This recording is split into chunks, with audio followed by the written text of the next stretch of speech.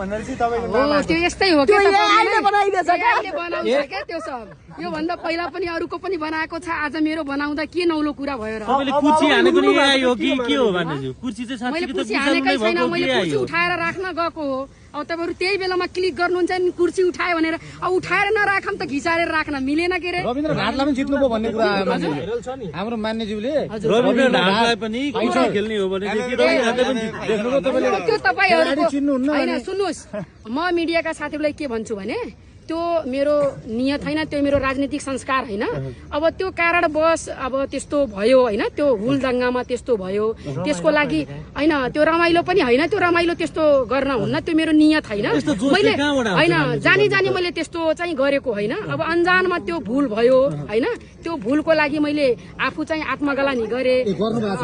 म क्षमा याचना मागे तर त्यो क्षमा याचना पनि मैले फेरि मेरो तपाईहरुले फेरि भन्नु होला कारबाही हुन्छ भने त्यो डरले म कारबाही हुन्छ भने निष्पक्ष ढंगले छानबिन होस् र सत्ता पक्षका मान्यज्यूहरु त्यही त छानबिन समिति बनिसकेछ त समिति बनिसकेछ छानबिन निष्पक्ष छानबिन हुन पर्यो यदि निष्पक्ष छानबिन भएन भने तपाईको किक फेरि त्यही अनुसार हुने हो हैन त्यो हामी फेरि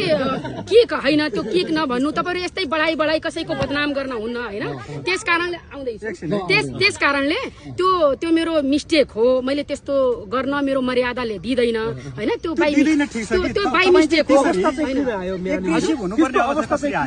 त्यस्तो अवस्था सभामुखज्यूले त्यो शान्त वातावरण बनाइदिएको भए हाम्रो मुद्दाहरू सुनिदिएको भए हामी प्रधानमन्त्रीज्यूले जुन उठाउनु भयो नि नेपालले पनि भारतको सीमा मिचेको छ त्यसको चाहिँ तथ्य प्रमाण त हामीलाई चाहियो नि अनि हामी पनि बोल्न हामीले पनि आधार चाहियो हामी पनि बोल्छौं हामी पनि प्रधानमन्त्रीजीले बोलेकै कुरामा चाहिँ तथ्य प्रमाण पायौं भने हामी त्यही अनुसारले उहाँलाई पनि सहयोग गर्छौं नि त हामी सँगै हाम्रो मुद्दा त एउटै हुन्छ प्रधानमन्त्रीले तथ्य प्रमाण हामीलाई दिन पर्यो हैन छ एकदम समस्या म सुस्तावासी हो हैन नवलपरासी जिल्लाको हो सुस्तावासीको समस्या मेरो समस्या हो त्यसले गर्दा सुस्तावासीको समस्या कति दुखद समस्या छ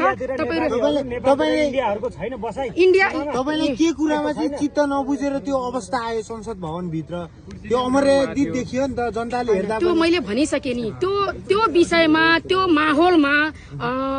अमर्यादित भयो हैन मर्यादित भएन मैले भनिसके म आत्मग्लानी गरे त्यो हैन मैले भनिसके पहिल्यै भने तपाईहरु यो नसोच्नु होला कि त्यो छानबिन समिति बन्यो डराएर उहाँले भन्नुभयो त्यो हैन राजनीतिक कुरा एकातिर हो मेरो व्यक्तिगत कुरा आफ्नोतिर हो के म सँगै हुन्छ हैन सुन्नु न